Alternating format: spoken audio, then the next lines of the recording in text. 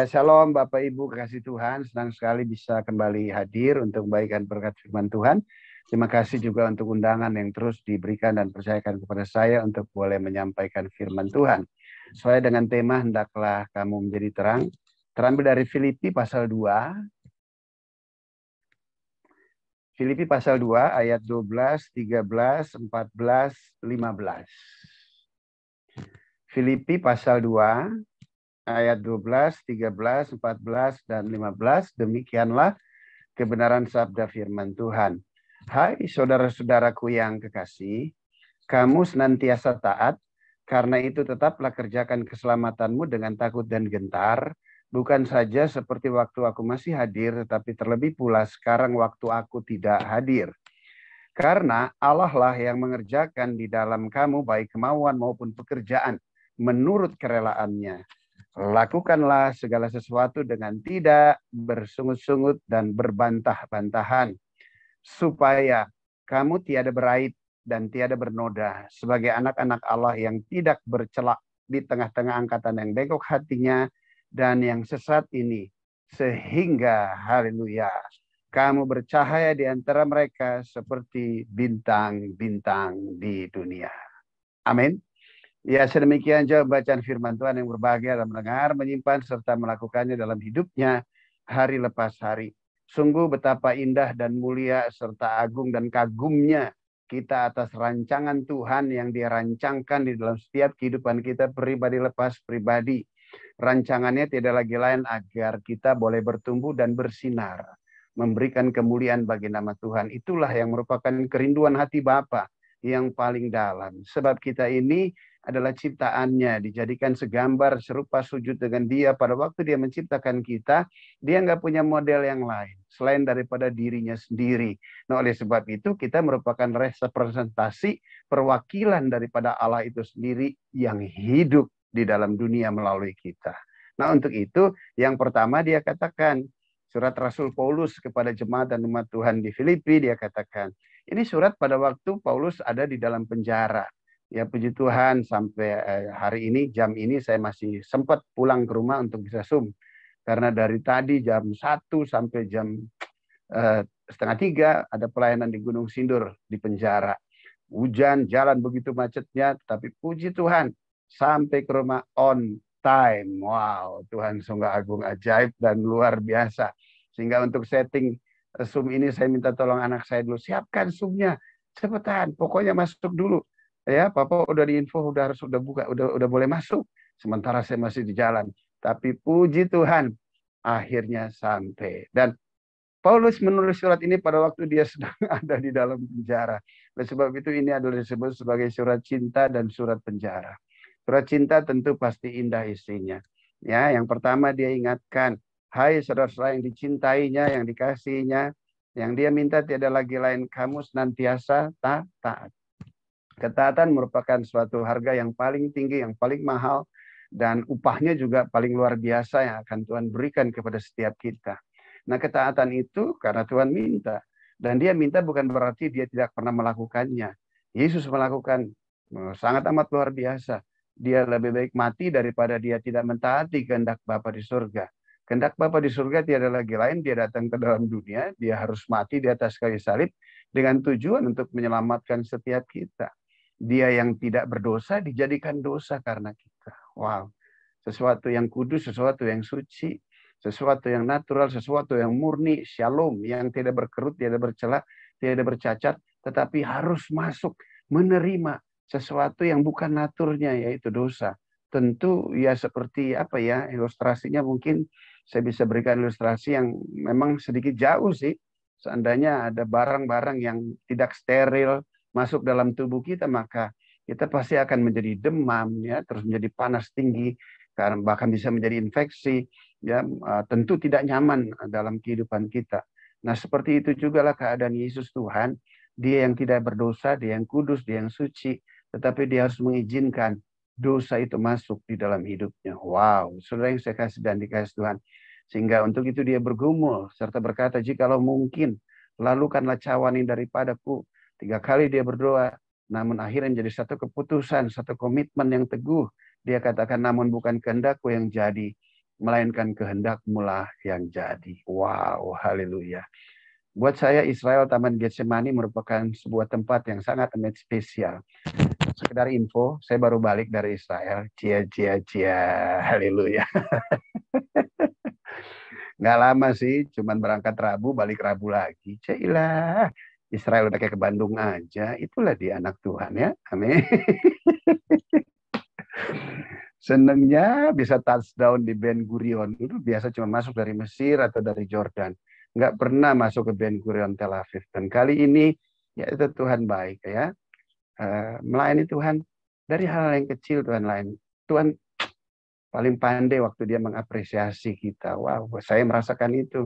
Begitu saya touchdown di Ben Gurion, nggak tahan. Hati saya hancur. Ada suara di hati saya berkata, Tuhan mengapresiasi kamu. Wow, haleluya, siapakah kita? Ya, begitu sampai dan Tuhan mengapresiasi ya, padahal pelayanan saya itu pelayanan penjara, pelayanan persekutuan doa oma-oma ya, kemana Tuhan panggil, nggak pernah minta-minta cari-cari dusu-dusu jadwal seberapa orang minta kita datang jalan, nggak lihat dari isi amplop, walaupun amplop seringkali kita minta tolong yang biru dan merah, tapi tidak melihat kepada isinya, karena bisa melayani Tuhan adalah satu sukacita yang besar, melayani Tuhan adalah satu penghormatan, keagungan. Kenapa? Nggak ada layak-layaknya saya untuk bisa melayani Tuhan, tapi toh Tuhan menjadikan saya sebagai hamba Tuhan. Dia layakkan saya untuk boleh melayani pekerjaan Tuhan. Bahkan terlebih lagi waktu kemarin saya begitu touchdown, dia bilang ini apresiasi Tuhan untuk kamu. Wah, nangis. Hancur hati. Sebab itu teman-teman yang saya kasih, tetap setia terhadap Tuhan. Setia dalam perkara kecil, maka Tuhan akan berikan perkara yang besar. Maka lihat, dia nggak akan pernah tinggalkan kita. Dia selalu terus memotivasi kita untuk mengasihi dan mencintai dia. Dan kita harus saling melayani. Dan itulah yang Tuhan kehendaki. Nggak perlu gede, kecil, yang penting melayani dengan hati yang tulus, hati yang murni, hati yang ikhlas. Ya bukan berarti nggak ada sungut-sungut, bukan berarti nggak ada ngedumel, ya namanya juga orang. Tapi tetap cepat bertobat. Haleluya. Amin. Nah inilah juga yang Tuhan mintakan kepada setiap kita. Hendaklah kita juga mempunyai ketaatan. Ketaatan itu bukan lagi menjadi beban bagi kita. Walaupun tidak mudah, tetapi itulah yang kita upayakan dan kita usahakan. Sebab dengan ketaatan itu artinya kita memelihara, menjaga keselamatan yang sudah Tuhan berikan bagi setiap kita. Karena apa? Karena keselamatan kan kita nggak bisa mengupayakan dan mengusahakannya. Semuanya semata-mata atas pemberian. Dan pemberian yang mudah itu yang kita terima dengan sangat amat luar biasa. Maka kita juga harus mempunyai kewajiban untuk menjaga dan memelihara. Dengan cara bagaimana? Enggak ada lagi lain. Taat. Haleluya. Amin. Apa itu taat? Takut akan Tuhan. Takut akan Tuhan bukan takut penghukumannya lagi. Tetapi kita mempunyai rasa hormat, respek yang mendalam kepada dia. Haleluya. Amin. Sebab kita tahu di dalam kita ada kuasa Roh Kudus yang sekali-kali nggak akan pernah meninggalkan kita.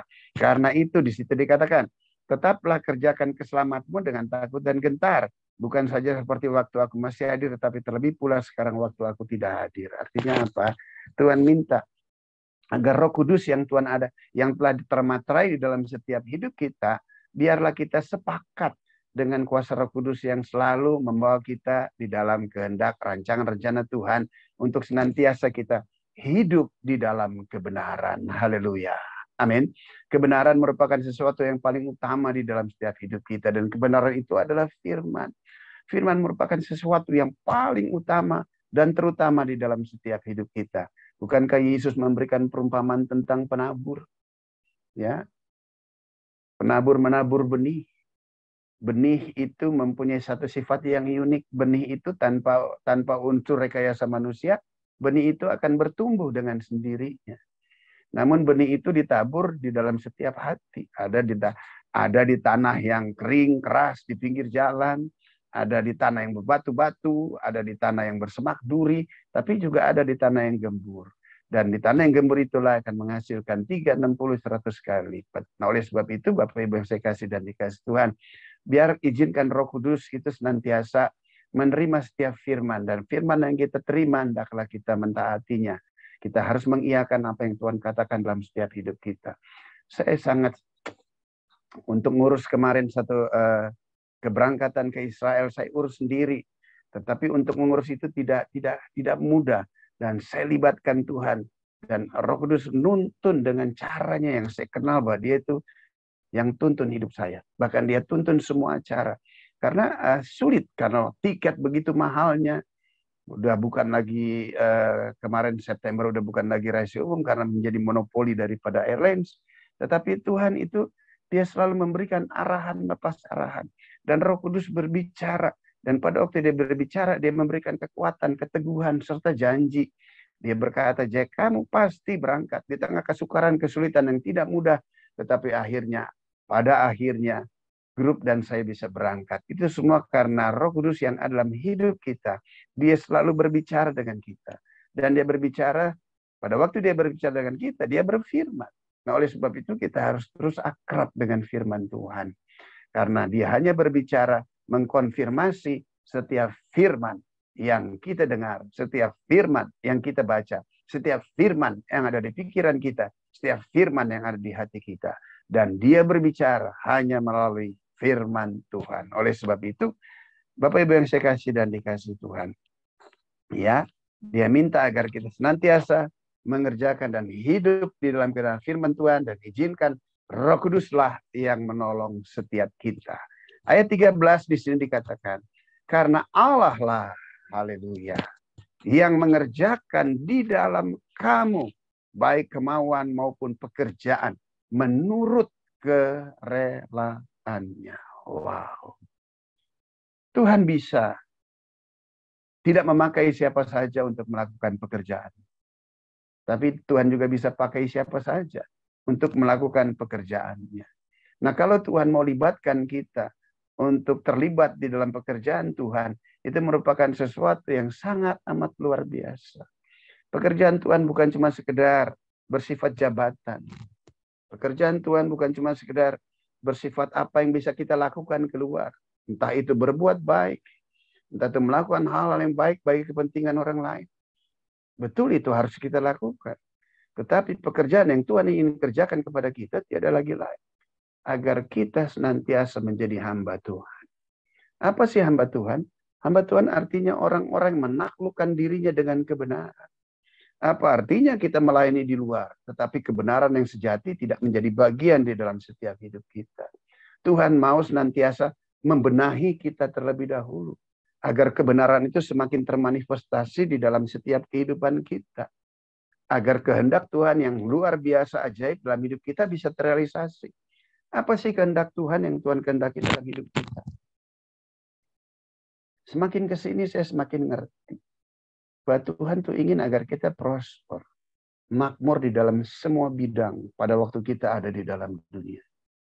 Dan dengan kemakmuran yang Tuhan kerjakan dalam hidup kita, kita tidak kehilangan nilai-nilai yang kekal dalam hidup kita. Itu sesungguhnya yang Tuhan kehendaki. Tetapi karena kebodohan saya sebagai manusia, teman-teman enggak semua pintar, amin. Cuman karena kebodohan saya, seringkali saya mengandalkan kekuatan kemampuan sendiri. Pola pikir yang sudah terbentuk dan berurut akar dan sejak sebelum bertobat itu seringkali mempengaruhi. Dan pada waktu kebenaran-kebenaran ingin memperbarui, seringkali pertimbangan-pertimbangan manusia itu seringkali menguasai pemikiran hati saya. Kekhawatiran, ketakutan, kecemasan itu menjadi bagian dalam setiap hidup kita. Tetapi kita bersyukur, kita berterima kasih bahwa rencana Tuhan tidak akan pernah gagal dalam hidup kita. Dia pilih kita, Dia jadikan kita wadahnya untuk agar kebenarannya mempunyai tempat dan termanifestasi di dalam setiap kehidupan kita. Dia mengerjakan agar hidup kita makmur di dalam dunia. Untuk kita bisa menikmati belas kasihan dan anugerah Tuhan yang luar biasa. Dan di dalamnya kita juga bisa berperan menjadi berkat bagi banyak orang. Dan selebihnya nilai kekal itu menjadi bagian dalam hidup kita. Seperti doa Bapa kami. Datanglah kerajaanmu, jadilah di bumi seperti di surga. Kalau di surga sih so pastilah kita pasti nyaman, tenang, aman, bahagia, sejahtera. Ya, di surga pasti. Cuman bagaimana kondisi keadaan kita di dalam dunia? Ya, harus ada keseimbangan. kesukaran, kesulitan hidup. Bukan Tuhanlah yang merancangkan kesulitan, kesukaran hidup dalam hidup kita. Tuhan rancangkan adalah rancangan-rancangan masa depan, penuh pengharapan, dan rancangan berkat Tuhan buat kita. Namun seringkali kita tidak menyelaraskan kehendak Tuhan untuk mengerjakannya dalam hidup kita, tapi kita take over, kita ambil, dan kita mengerjakannya sesuai dengan kehendak, kekuatan, kemampuan kita sendiri, hitung-hitungan kita sendiri, dan akhirnya faul. Seringkali hal kegagalan itu bukan dari pihak Tuhan, apalagi setan. Jangan coba-coba salahin setan. Ini gara-gara setan, gara-gara dia, gara-gara dia. Setan bilang, woi, gue nggak ikut-ikut. Haleluya. Kamu yang menentukan pilihan yang salah untuk tidak mengizinkan Tuhan mengerjakannya di dalam hidup kita. Ingat ya, pada waktu kita percaya kepada Yesus, satu paket loh itu, anugerah keselamatan menjadi bagian dalam hidup kita, dan Roh Kudus termaterai di dalam hidup kita. Ada kuasa, ada kesucian, ada kekudusan, ada kebenaran, ada sejahtera, ada keberhasilan yang Tuhan terus ingin kerjakan di dalam setiap hidup kita, tanpa kita kehilangan kebenaran itu. Haleluya. Amin. Itulah yang Tuhan mau kerjakan di dalam setiap hidup kita. Nah, oleh sebab itu, mari Bapak Ibu yang saya kasih dan dikasih Tuhan. Enggak capek apa susah terus. Susah ada periodenya dong. Semakin hari semakin kesini kan, ya harusnya semakin berhikmat dan semuanya semakin diberkati. Kesehatan kita diberkati Tuhan. Haleluya. Amin. Kesehatan kita juga diberkati Tuhan. Sampai hari ini saya ada sebagaimana semuanya karena anugerah Tuhan. Udah 61 tahun ya. Saya lupa nih udah berapa lama nih kita pelayanan di PDPK.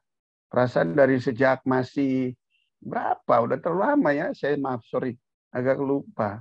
Ya karena udah terlalu dekat jadi suka nggak ingat masih di apa tuh di Wisma Dharmala dulu waktu itu PDPK masih di situ.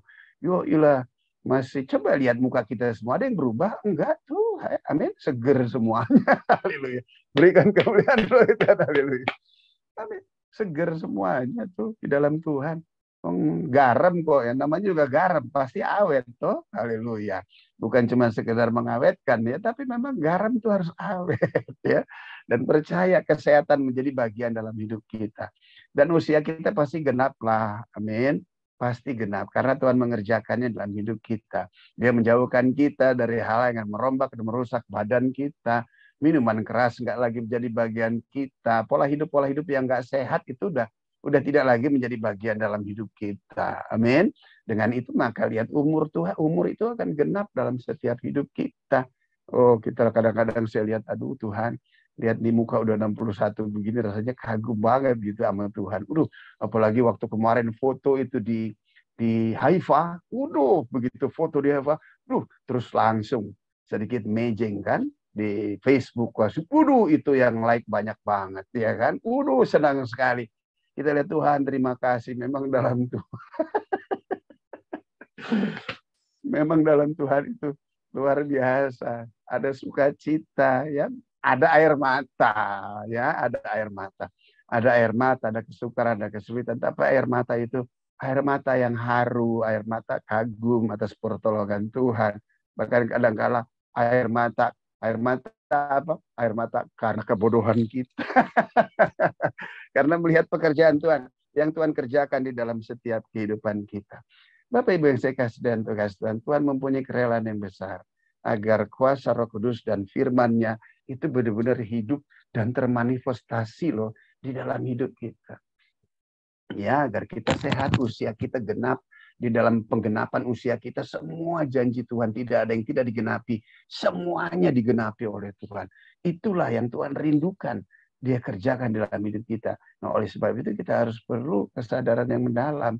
Kita harus mau dong bekerja sama dengan kuasa Roh Kudus yang akan terus menuntun dan memimpin kita agar kita senantiasa berjalan di dalam kebenaran firman Tuhan. Pekerjaan-pekerjaan apa sih yang begitu sulitnya di dalam dunia? Pekerjaan yang paling sulit buat saya nggak ada lagi lain. Menyelaraskan firman Tuhan dengan kehendak saya. Dan jika tidak ada Roh Kudus, nggak akan pernah sanggup mampu. Tapi bersyukur Roh Kudus itu dia setia, dia nggak pernah tinggalin kita. Sekalipun kita salah, sekalipun kita melakukan hal yang tidak baik, tapi dia tetap baik. Dan sekali-kali dia tidak akan pernah meninggalkan kita. Dan satu hal saya yakin dan percaya juga, bahwa Tuhan yang kita kenal di dalam Yesus, dia tidak akan pernah merancangkan hal-hal yang jelek, sekedar untuk menarik kita masuk ke dalam kesempurnaannya. Dia tidak pernah merancangkan hal yang tidak baik, sekedar hanya untuk menarik kita datang kepada dia. Enggak tuh, saya nggak percaya. Dia selalu merancangkan sesuatu yang baik dalam setiap hidup kita. Dan jika ada hal yang tidak baik terjadi dalam hidup kita, tolong jangan salahkan Tuhan. Tetapi itu semata-mata hanya karena kesalahan kita. Tapi Tuhan nggak pernah lihat salah kita. Dia tidak menghakimi kita. Bahkan dia selalu berkata dan mengajak, marilah kepadaku semua yang letih lesu dan beban berat. Aku akan memberikan kelegaan kepadamu. Dan itulah Tuhan yang saya sembah, Tuhan saya kenal di dalam nama Yesus yang sampai hari ini terus masih melakukan pekerjaan, yaitu menanamkan kebenarannya di dalam hidup kita, di dalam hidup saya, di tengah pengetahuan saya yang sangat amat terbatas, tapi dia tetap setia, dia sabar agar terus kebenarannya termanifestasi di dalam setiap hidup kita. Selanjutnya, yang menjadi bagian kita ayat 14, lakukanlah segala sesuatu dengan tidak bersungut-sungut dan berbantah-bantahan. Ya, persungutan dan perbantahan buat saya adalah orang-orang yang tidak pernah mengalami Tuhan secara pribadi. Buat setiap kita yang mengalami Tuhan secara pribadi, sudah lahir baru, maka saya yakin dan percaya yang telah menerima kelimpahan kasih Tuhan, saya teryakin dan percaya nggak akan pernah ada persungutan, tidak akan pernah ada perbantahan. Kecuali orang Israel di padang gurun dia bersungut-sungut berbantah-bantah. Kenapa? Karena memang Tuhannya masih di luar mereka. Tapi buat kita, wow, ya umat Tuhan yang hidup dalam anugerah dan kasih karunia, Tuhannya sudah ada di dalam kita. Kesukaran kesulitan apa sih yang kita nggak pernah hadapi? Kesukaran kesulitan apa sih yang Tuhan nggak pernah selesaikan dalam hidup kita? Semuanya Tuhan sanggup mampu menyelesaikan tuh. Amin. Oleh sebab itu saya sih sebagai orang percaya, jadi kalau perbantahan terus bersungut-sungut rasanya enggak ya. Kenapa ya? Karena penderitaan waktu saya hidup dalam dosa itu jauh daripada pergumulan yang saya hadapi setelah saya menjadi orang benar. Pergumulan saya bukan sakit penyakit, bukan masalah materi. Pergumulan saya tuh pada waktu saya gagal melakukan apa yang Tuhan katakan kepada saya, itu pergumulan. Ada penyesalan yang mendalam, hati yang remuk, hati yang hancur. Bahkan minta Tuhan tolong ulang. Masa sih Tuhan gak ulang? Kitab aja ada ulangan. Masa ya Tuhan gak ulang Pak kita? Dan Tuhan itu baik. Amin. Dia lihat pergumulan itu masalah ekonomi, masalah kesulitan, orang suka, orang gak suka, EDGP. Emang gue pikirin, haleluya. Amin. Itu gak jadi masalah buat saya. Orang mau suka ya puji Tuhan, gak suka juga gak apa-apa, karena saya tahu Tuhan selalu suka kok sama saya. Amin. Kalau orang suka sama saya terus kita terus lakukan bunga-bunga, gak usah. Biasa aja kali. Haleluya. Kita tahu kok siapa diri kita. Nah, pergumulan buat saya nggak ada lagi lain. Pada waktu firman yang dia sudah sampaikan, itu seringkali kita tunda. Seringkali kita excuse. Tidak terjadi sesuatu yang dia ingin berkati kita. Nah, di situ tuh, hati yang remuk, hati yang hancur. Ya ilah Tuhan. Sehingga kita berdoa, Tuhan, berikan pengulangan. Tapi lihat Tuhan itu baik. Dia tuntun kita kembali dari titik nol, di mana dia mulai kita fold, kita gagal. Dia bawa kita ke situ lagi dan berjalan bersama dengan dia. Dan akhirnya lihat, dia memberikan keberhasilan buat setiap kita. Berikan tepuk tangan buat Tuhan, haleluya. Amin. Ini yang Tuhan kehendaki dalam hidup kita. Jadi jangan takut gagal, malah jangan cari gagal. Apalagi hobi deh gagal. Nggak boleh, haleluya. Amin. Tetapi kita manusia yang masih bersifat daging, memang masih seringkali gagal. Kenapa? Karena kedagingan itu masih ada. Tapi kita bersyukur, kita berterima kasih. Di dalam kekuatan kuasa Roh Kudus, kedagingan itu kita bisa hancurkan dalam nama Yesus. Haleluya. Amin. Itu yang Tuhan kehendaki dalam hidup kita. Ayat 15 yang terakhir. Supaya kamu tiada beraib dan tiada bernoda. Shalom, suci, kudus. Ingat ya, kita anak-anak Tuhan diselamatkan karena iman. Iman timbul dari pendengaran. Pendengaran akan firman. Firman pada mulanya adalah firman. Firman bersama-sama dengan Allah, dan firman itu adalah Allah itu sendiri. Dan pada waktu kita beriman kepada dia, maka dia itu ada dalam hidup kita. Maka Tuhan, yaitu kebenaran, ada di dalam hidup kita. Tuhan yang kudus ada di dalam hidup kita. Firman yang benar ada dalam hidup kita. Firman yang berkuasa ada di dalam hidup kita. Ingat itu, bahwa kita ini shalom, suci, kudus, tiada beraib dan tiada bernoda. Semua aib dan noda kita telah dipikulkan di dalam tubuh Yesus. Amin. Dosa kita diampuni karena darahnya tercurah. Amin. Tabiat dosa yang ada di tubuh kita, sakit penyakit yang ada di tubuh kita telah ditimpakan kepada tubuhnya di atas kayu salib. Berarti kita bisa hidup shalom, kita bisa hidup tiada beraib, dan kita bisa hidup tiada bernoda. Haleluya. Amin. Jangan dengar lagi itu lagu-lagu dunia. Tiada bernoda, noda-noda. Kita sudah tiada beraib dan tiada bernoda. Setiap kali Anda mengatakan shalom, wah, berarti Anda tiada beraib dan tiada bernoda. Kudus, suci, tiada berkerut, saudara yang saya kasih dikasih Tuhan.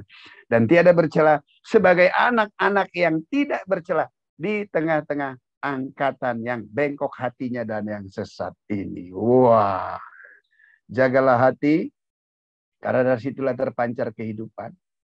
Dan kita sebagai anak-anak Tuhan yang tidak bercela di tengah angkatan yang bengkok hatinya dan yang sesat ini, kita nggak perlu ikut-ikut jadi bengkok dan sesat. Haleluya. Amin. Memang ada tubrukan di tengah situasi kondisi kita hidup. Ya, Anda dikelilingi oleh orang-orang yang hatinya bengkok dan sesat karena tidak mempunyai pengenalan pemahaman akan Tuhan dengan benar. Mereka hanya sekedar mengetahui Tuhan, Tuhan, Tuhan. Tetapi Tuhan itu tidak termanifestasi di dalam setiap kehidupan mereka. Nah, seringkali mereka mengkamuflase, menutupnya dengan perbuatan baik. Karena baik belum tentu benar. Tapi orang benar pasti tindakannya adalah baik. Nah, oleh sebab itu Bapak Ibu yang saya kasih dan dikasih Tuhan, kita harus mempunyai karunia yang Tuhan kerjakan dalam hidup kita. Hati-hati berpilih teman, hati-hati membangun relasi hubungan, baik dalam usaha maupun pekerjaan. Kenapa? Karena kita anak-anak Tuhan, ada karunia untuk bisa membedakan roh. Mana yang benar, mana yang baik. Mana yang dari Tuhan, mana yang bukan dari Tuhan. Nah, oleh sebab itu, untuk kita bisa menjaganya, agar kita tidak tertipu. Haleluya. Maka kebenaran itu harus nantiasa menguasai setiap hati kita. Amin. Oleh sebab itu, jagalah hatimu dengan segala kewaspadaan. Artinya, hati kita harus jaga melebihi dari segala sesuatu yang harus kita jaga. Dan kita jaga hati kita, nggak ada lagi lain. Biarlah firman Tuhanlah yang senantiasa menjaga setiap kita. Saya nggak percaya. Anak Tuhan tuh nggak bisa ditipu. Cuman ironisnya, seringkali anak Tuhan yang sesat, bengkok hatinya, suka seringkali menipu. Tapi kalau anak Tuhan yang sejati, Anda nggak akan pernah mungkin bisa ditipu. Kenapa? Pada waktu orang ingin menipu saudara, Anda tahu rohnya. Aduh, begitu dekat tuh dengan orang-orang yang begitu tuh, hati rasanya udah nggak sejahtera.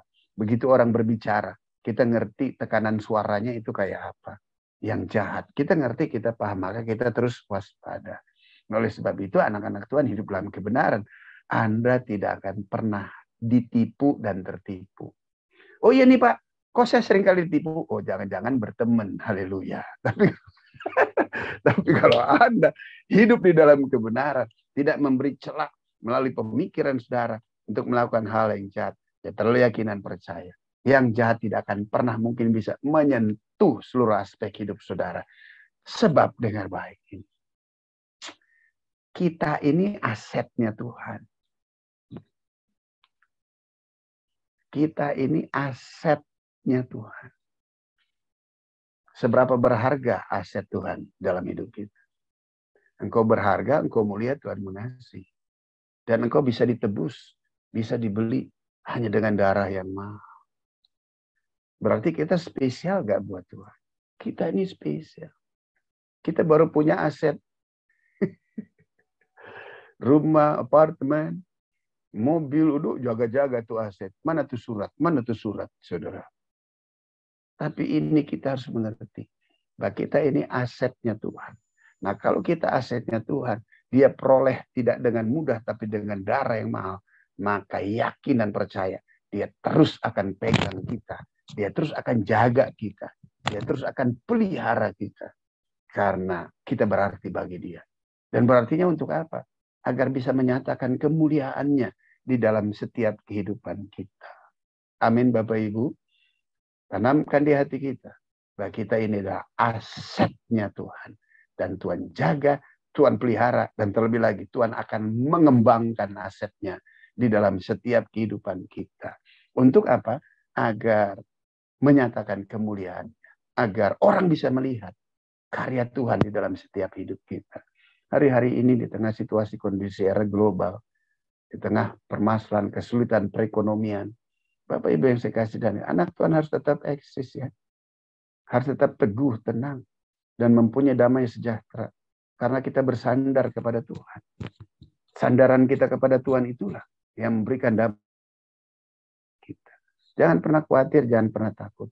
Resesi ekonomi mungkin bisa ada. Tapi tetap Tuhan itu adil, keseimbangan pasti ada. Nah keseimbangan pasti Tuhan berpihak sama kita. Haleluya. Amin. Tuhan pasti berpihak dengan kita. Kenapa? Karena kita asetnya dia. Dia jaga, dia pelihara. Dia perbaiki. Tujuannya nggak ada lagi lain. Agar melalui hidup kita nama Tuhan dipermuliakan. Makmur, sehat, sejahtera. Tidak kekurangan satu apapun. Kenapa? Karena kita punya rasa cukup dengan Tuhan. Bukan berarti kita nggak pernah mengalami kesusahan, kesukaran. Kita hamba Tuhan merame biasa. Tahu tempe sayur bening, oke. Steak yang cuman puji Tuhan. Nah kalau lagi susah makannya sedikit banyak. Karena tahu tempe dan sayur bening banyak. Tapi kalau ada duit sedikit, tuh steaknya segini kecil banget. Terus cuman piring yang gede. Tapi steaknya dikit itu. Harganya mahal. Cuma ya biasa. Dari tahu tempe sayur bening sampai tuh steak yang kecil-kecil. Biasa. Kenapa? Karena memang punya rasa cukup. Kelihatan deh yang badannya gede-gede itu pasti lagi susah kali ya. Makan tahu tempe sayur bening gede-gede gitu ya kan. Enggak bercanda. Ya, tapi kalau orang yang ya makin makmur, makannya makin sedikit gitu. Cuman heran semakin mahal. Terus tempatnya juga makin mahal. Ya. Jadi kita anak Tuhan biasa, gak usah norak-norak banget lah. Dari yang tahu tempe sayur bening sampai satu kali makan begitu mau bayar terus. Boleh kasih muntah nggak? Pulangin itu doi. Sudah mengalami. Amin. Jadi buat kita hal susah, hal senang, ya, hal menderita itu biasalah. Kenapa? Karena sekali-kali Tuhan tidak akan pernah tinggalkan kita. Karena kita udah ngalami menerima kasih. Oleh sebab itu anak-anak Tuhan, kalau nggak lahir baru, ruginya minta ampun. Haleluya. Amin. Tapi kalau lahir baru Tuhan ada sama kita, kita pasti akan ketemu terus. Haleluya. Selanjutnya, tujuannya tiada lagi lain. Sehingga kamu bercahaya di antara mereka like a star. Ya, selebritisnya Tuhan. Sekarang Anda bukan cuma aset. Anda selebritisnya Tuhan. Wih, keren. Amin. Selebritisnya Tuhan beda dengan selebritis dunia. Selebritis dunia tergantung dari yang digantung. Tapi selebritis Tuhan bukan dari yang digantung. Gantungannya yang penting. Haleluya. Amin. Anak Tuhan supaya bercahaya, ya, dan seperti bintang-bintang di dunia. Inilah yang Tuhan kehendaki. Ya, pada waktu Tuhan mengerjakan perkara sesuatu di dalam hidup kita, suatu perkara dalam hidup kita, nggak mungkin nggak terekspos, buang pasti meledak. Oleh sebab itu jika ada orang berkata, saya terima Yesus, terus dia berkata, diam-diam ya, jangan ngomong-ngomong, wah itu meragukan. Meragukan. Orang yang terima Tuhan, dia akan sanggup untuk tidak bercerita tentang kasih Tuhan di dalam hidupnya. Tapi kalau orang berkata, saya bertobat, saya terima Yesus sebagai Tuhan Juru Selamat pribadi, cuman jangan ngomong-ngomong. Itu saya nggak percaya pertobatan sejati. Tapi setiap kita orang yang bertobat, yang mengalami Tuhan secara pribadi, Anda nggak akan mungkin nggak akan mungkin tahan. Anda pasti akan menceritakan tentang kuasa Tuhan, tentang kasih-Nya, tentang keajaiban-Nya yang Dia telah kerjakan di dalam setiap kehidupan kita. Nah, selebritis bintang-bintangnya Tuhan tidak lagi lain adalah orang-orang yang berdiri di atas kebenaran. Orang-orang yang menaklukkan dirinya terhadap kebenaran. Dan orang-orang yang menceritakan tentang kebenaran itu. Yang hidup di dalam hidupnya. Sehingga lihat, bagi Tuhan tidak ada perkara yang mustahil. Tuhan angkat hidup saya dari sampah, saudara.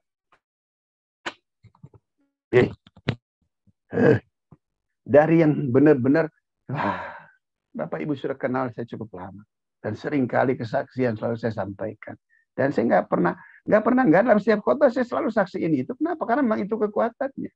Saya ngalami bagaimana orang yang tadinya, rusaknya minta ampun. Tapi sekarang, ya walaupun bintangnya mungkin nggak bintang 5, bintang 7, bintang 4. Tapi yang penting kan bintang. Kan gitu, haleluya.